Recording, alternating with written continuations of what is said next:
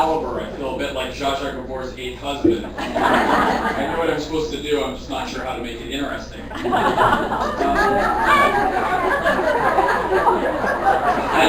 do want to thank DeLaune for having me here. I love Spoken Interludes. This is one of my favorite events. I've done it multiple times, but never in New York. This does seem very similar to the Beverly Hills event, except with more real body parts and less Scientology. I think to remedy that, I'll be handing out some informational pamphlets after the show. This also marks the first time that my lawyer, my agent, several of my college roommates, and my family are in the same place at the same time, which is mildly disconcerting. There's a very dangerous information exchange going on. But it is nice to have my kids here. My oldest daughter, when she was 4, we were talking about what we do for a living. And I said, "What does mommy do for work?" And Rosie said, "She teaches college." And we said, "Right, and what does daddy do?" And she said, she thought for a while, and she said, "He goes to the gym?" So that made me feel really good about myself. And when my youngest was around the same age, we asked her also what we do for work. And she said, "Mommy teaches college." We said, "Right, and what does your daddy do?" And she said, "He writes books." A flush of pride. And then my wife said, "What kind of books?" To which Natalie replied, "Boring books." So perhaps that explains my delight in being here tonight. I finally have an opportunity to exceed expectations. And I also like the seating arrangements here. You are the most captive audience I've ever had. No one's going anywhere. So we're reading for 4.5 hours. Trust Known is my 9th book, or to phrase it slightly differently, it took me 8 books to get here and to write this one. This is the kind of story that I loved the most growing up. When I was a kid, I was not allowed to watch TV except 1, if the Red Sox were playing. Sorry. Or 2, if there was a Hitchcock movie on. And I loved those everyman stories. North by Northwest, Cary Grant is the wrong guy in the wrong place, Jimmy Stewart looking out the wrong damn window from his wheelchair.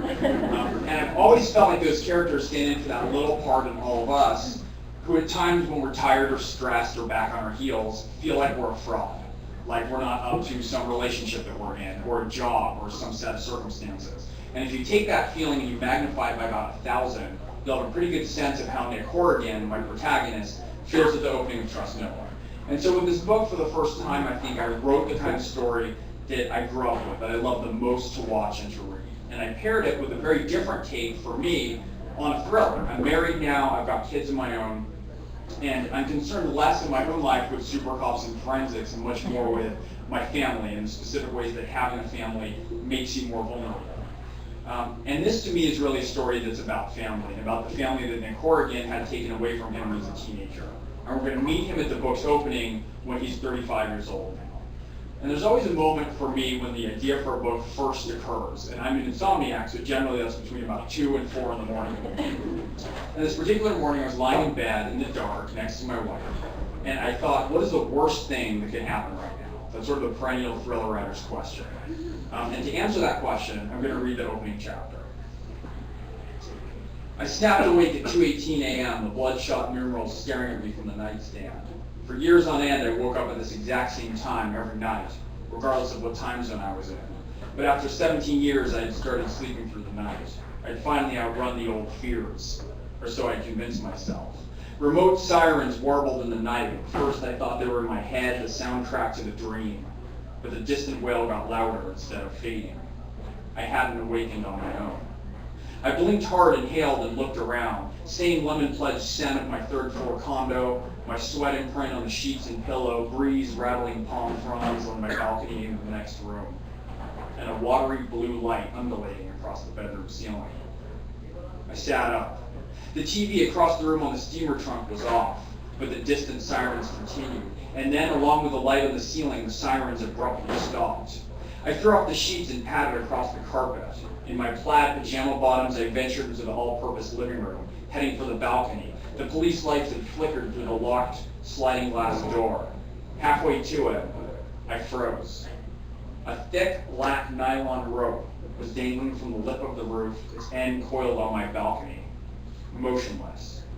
No longer groggy, I opened the sliding glass door and stepped silently onto the balcony, rolling the screen door shut behind me. My balcony, with its Brady Bunch orange tiles, overlooked a narrow Santa Monica street, populated by other generic apartment buildings. Streetlights were sporadic.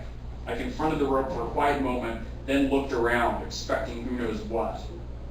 Bulky shadows of cars lined the gutters. An SUV was double parked, blocking the street. No headlights, no dome light, tinted windows, but a huff of smoke from the exhaust pipe. A sedan, dark and silent, wheeled around the turn and halted, idling behind the SUV. Terror reached through 17 years and set my nerves tingling. I squinted to see if I could make out a police light bar mounted on either roof. In my peripheral vision, the tail of the rope twitched. The roof creaked. Before I had a chance to think, a spotlight blazed up from the SUV, blinding me. A zippering sound came from above, so piercing that my teeth vibrated. Then a dark form pendulum down at me, 2 boots striking me in the chest. I left my feet, flying back through the screen and dripped free almost soundlessly. I landed on my shoulder blades, hard, the wind knocked out of me. The black-clad figure, outfitted with a SWAT-like jumpsuit and an assault rifle, filled the screen frame with its bits of torn flesh. Even through the balaclava, the guy looked somehow sheepish. He hadn't seen me beneath the overhang before he jumped. "Shoot," he said. "Sorry." He made an expert landing despite the collision and was aiming the rifle at my face. I guppied silently, a knot of cramped muscles still holding my lungs captive, and rolled to my side. He stepped astride me as I curled around the hot pain in my chest. A hammering of boots in the hall matched my heartbeat, so forceful it jarred my vision, and then the front door flew directly at me, knocked from the hinges in deadbolt as if a hurricane had hit the other side. It skipped on end, landed flat on the carpet with a lump, and slid to within an inch of my nose. As I writhed between the assailant's boots, fear gave way to panic. 3 men flipped me and proned me out, my face mashing carpet, front tooth driving into my bottom lip. Gloved hands ran up my sides, checking my ankles, my crotch. More black-clad forms hurled through the doorway, aiming assault rifles in all directions, a few men streaking off to the bedroom. "Nick Horrigan. Are you Nick Horrigan?" My chest released, and I finally drew in a screeching breath. And another. I rolled onto my back, stared up at the one face not covered by a hood and goggles. Lean, serious features, slender nose bent left from a break, gray hair shoved back from a side part. "Are you Nick Horrigan?" I nodded, still fighting to draw in a proper breath.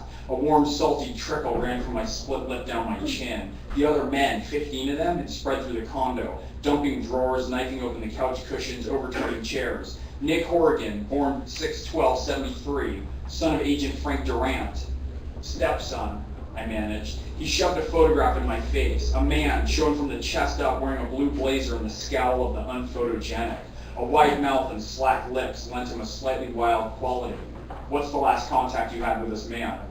"I don't know this guy," I said. The photo moved abruptly in front of my nose again. "Then you've been in phone or email contact with him." "I told you," I said. "I don't know who the hell he is." The boss swiveled to face a guy wandering the kitchen with a magnetometer. The guy shook his head. "Sorry, Mr. Wydell."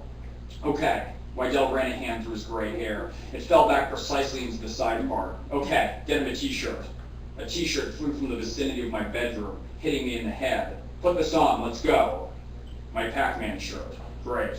I tugged it on and 2 guys hoisted me to my feet. Let's go, Wydell said. "You got sneakers, something?" I stopped moving and the 2 men commanding me to the door stumbled into me. "What do you think I did?" I asked. Someone handed him my sneakers and he thumped them against my chest. He hustled me out to the hall, 1 agent in front of us, another behind, a man at each side. They held a diamond formation as we barreled toward the stairs. I stumbled down, trying to keep pace, nearly dropping my sneakers. The lobby was empty, save the vinyl couches and smoky mirrors, and beyond the street was lit up like day. Police cars, spotlights, men in dark suits talking into their wrists. A few spectators, hastily dressed, stood on the opposite sidewalk, straining on tiptoes, waiting to see who would emerge. We burst through the doors and stopped. I hopped on 1 foot, then the other, pulling on my Pumas. "Cut the goddamn spotlights," Wydell said. "This isn't a fashion shoot." The spotlights clicked off with a bass echo, and suddenly the night was darker than it should have been. Wydell grabbed the arm of another agent. "Where is it?" "Almost here. It needs to be here now." I said loudly, "Are you going to tell me what the hell is going on?" All of a sudden, a deep thrumming filled the night, as much a vibration as a sound, and then a Steven Spielberg glow came over the rooftops, turning the palms a fiery yellow. On the sidewalk, a little girl white-knuckled her father's hand, her mouth open in sleepy disbelief. A Blackhawk loomed into view, massive and somehow futuristic in this context, on my street. The wind from the rotors buffeted the crowd, snapped at the bushes, pasted my clothes to me. Wydell's tie pulled clear of his jacket and stood on end. The helicopter banked and set down magisterially on the asphalt. The spectators stared at me in expectation. Wydell grabbed my arm in a vice grip and started moving me toward the helicopter. The sight of that waiting Black Hawk finally broke me out of shock, or at least helped me catch up to myself, to what was happening. I jerked free. Wait a minute, you can't just take me. What's happening here? I had to follow him closely, to hear his words over the noise of the rotors. He was shouting. A terrorist has penetrated the nuclear power plant at San Onofre and is threatening to blow it up. I felt the sudden hollowness at my core, that rushing emptiness I'd felt only twice before, clutching stupidly at Frank while he died and watching live footage as that second plane hit the tower. Okay, I said, Jesus, but what's it got to do with me? Wydell stopped, poised, one leg up on the skid of the chopper. He says he'll only talk to you.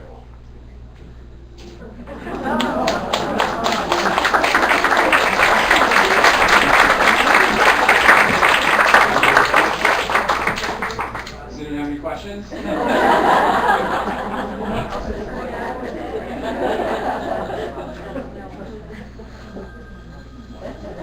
Questions from afar? So what happened? Yeah. So what happens next? What happens next is you go buy the book. And then I sign it. It all goes downhill from there. Yes.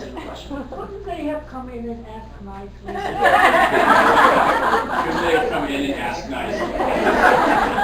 No, Mom, they couldn't know. Yes. Did any of those movies that you mentioned earlier, those wonderful movies, really learn Hitchcock, do they play any part of influence to write? Yes. She asked if the movies I mentioned earlier that Hitchcock had an influence on me to want to write. And yes, I think it was the pairing of two things. It was watching so much Hitchcock that this book, I love how their narratives about paranoia. I mean, it's so interesting, and about average people stuck in extraordinary circumstances. I think a lot of the times, one of the ways that I think of the thrillers that I'm writing now are as you meet a guy who's an ordinary person, but you're meeting them on the worst day of their life. And that had an influence, and I think what also had an influence is the fact that I wasn't allowed to watch any TV except for that. So I just read all the time. I read everything in the library, except I drew the line at Nancy Drew. There was no Nancy Drew. Yeah. So I'm curious how you bought your books. Do you have the whole story kind of come to you all at once, or do you find that it kind of emerges slowly? I'm the worst person to ask this because for me, my books, they all come differently and are unmanageable in different ways, like children. And so they're all different. I've had books where I have a really strong sense of the whole shape of it before I start. Generally, I will know the first several chapters. I'll know the starting dilemma, and it usually has a pretty strong ethical basis to it. Like there's some worst of two choices, decision my protagonist has to take, and I have a rough sense of the shape of the rest of it. I mean, I at least have that. But a lot of times, one thing I found, I've overplotted before, and I find that I get really bored if I know everything that's going to happen already.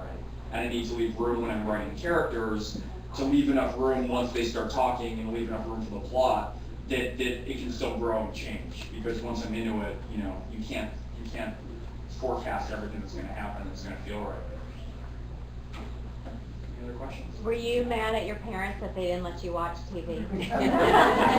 Furious. I wasn't allowed to eat sugar cereal either or play video games, so like I'd go over to friends' houses and watch Tom and Jerry eat Fruit Loops, and don't talk to me.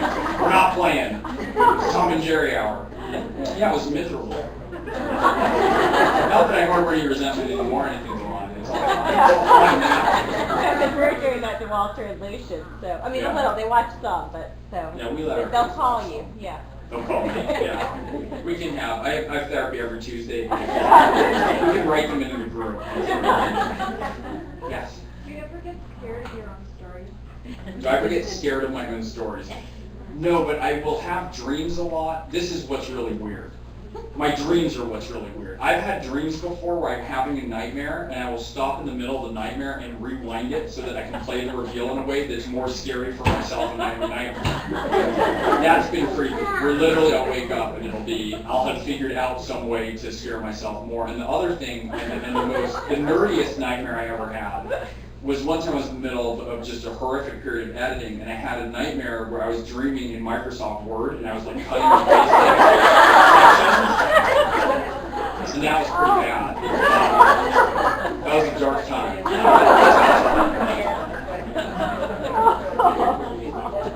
Yeah.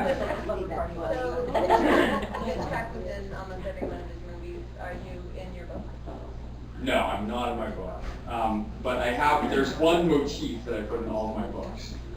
But somebody has to discover them and know what they are. I don't know if anyone yet has put out, but there's one image I put in every single one of my books.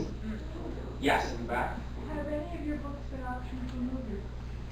Have any of your books been optioned? Yes, I adapted one of my books for Paramount. I do some screenwriting, and I also do some writing for Marvel. I write comics as well from time to time. And so I adapted a book of mine, my fourth book called The Kill Clause for Paramount. That's, circling in perennial development.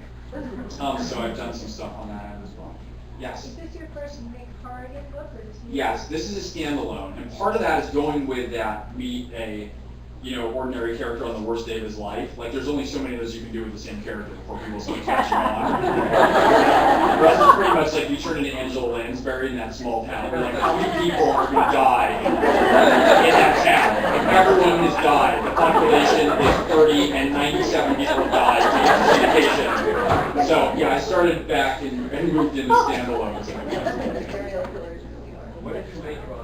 What did I major? I was undergrad, I was English and psychology, and then I did a master's because I needed something really practical to enter the job force, so I did a master's in Shakespeare and tragedy.